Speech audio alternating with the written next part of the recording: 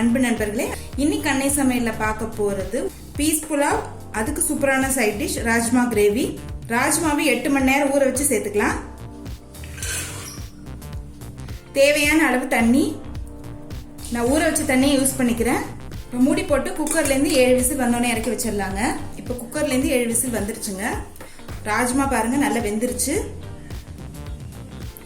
இப்போ இதை எடுத்து தனியா வச்சிடலாம். தேவையான அளவு எண்ணெய், முதல்ல 2 பட்டை, 2 கிராம்பு, அடுத்து பொடியா நறுக்குன 2 பெரிய வெங்காயம் சேர்த்துக்கலாம்.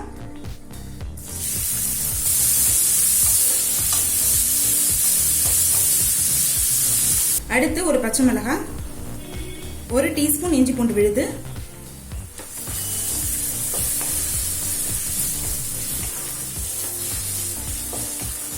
அடுத்து 2 தக்காளியை மிக்சியில நைஸா அரைச்சு சேர்த்துக்கலாங்க.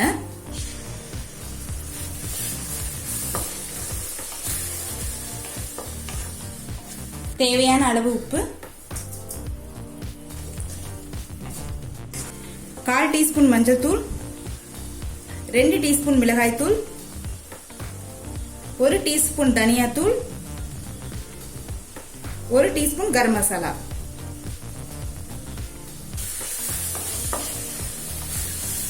ஒரு நிமிஷம் வரைக்கும் நல்லா வதக்கிக்கலாங்க. இப்போ 1 நிமிஷம் வரைக்கும் நல்லா வதக்கியாச்சுங்க.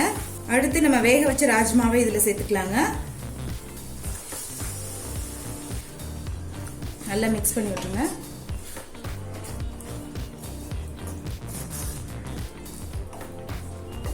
இது கூடவே கொஞ்சமா தண்ணி சேர்த்துக்கலாம். நான் வேக வச்ச தண்ணியை எடுத்திருக்கேன்.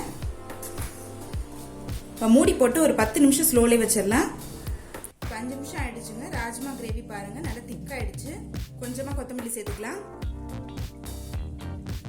இப்போ ராஜ்மா கிரேவி ரெடி ஆயிடுச்சுங்க. அடுத்து பீஸ் புலாவ் எப்படி செய்யறதுன்னு பார்க்கலாம். குக்கர்ல தேவையான அளவு எண்ணெய், இப்போ கொஞ்சமா நெய் சேர்த்துக்கலாங்க. முதல்ல 2 பட்டை, 2 கிராம்பு, 2 ஏலக்காய், 1 அன்னாசி முக்கு, 1 பிரியாணி இலை, 1 டீஸ்பூன் சீரகம். அடுத்து நீளமா நறுக்குன 1 பெரிய வெங்காயம் சேர்த்துக்கலாம்.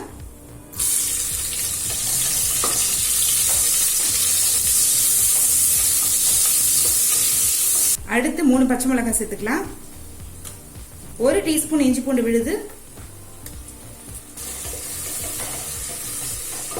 தேவையான அளவு உப்பு, கொஞ்சமா முந்திரி சேர்த்துக்கலாம். முந்திரி சேர்க்கறது ஆப்ஷனல் தாங்க, விருப்பப்பட்டா சேர்த்துக்கலாம், இல்லைன்னா வேண்டாம். 1/4 கப் பச்சை பட்டாணி சேர்த்துக்கலாங்க. நீங்க விருப்பப்பட்டீங்கன்னா காஞ்ச பட்டாணியை ஊற வச்சு சேர்த்துக்கோங்க.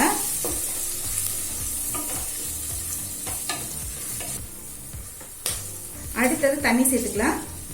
நான் 2 கப் தண்ணி சேர்க்கிறேன்.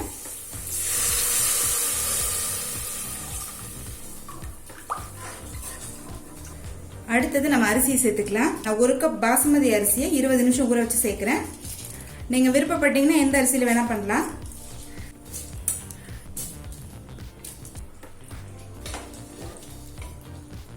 இப்ப இது கூட 1/2 டீஸ்பூன் எலுமிச்சை சாறு சேர்த்துக்கலாம். இப்போ மூடி போட்டு குக்கர்ல இருந்து 2 விசில் வந்தோடனே இறக்கி வச்சிடலாங்க. அப்படி இல்லைன்னா ஸ்லோலி 10 நிமிஷம் வச்சிருங்க. இப்போ கொஞ்சமா நெய் சேர்த்துக்கலாம். கொஞ்சமா கொத்தமல்லி சேர்த்துக்கலாம். மெதுவா கிளறிக்கலாங்க.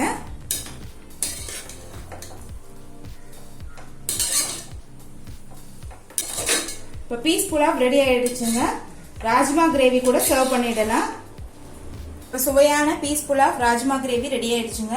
ரெசிபியை ட்ரை பண்ணி பாருங்க, கண்டிப்பா உங்களுக்கே பிடிக்கும். ரெசிபி பிடிச்சிருந்ததுன்னா வீடியோவை லைக் பண்ணுங்க, கமெண்ட் பண்ணுங்க, ஷேர் பண்ணுங்க. இது வரைக்கும் அன்னை சமையல் சேனலை சப்ஸ்கிரைப் பண்ணலன்னா சப்ஸ்கிரைப் பண்ணுங்க. தேங்க்யூ.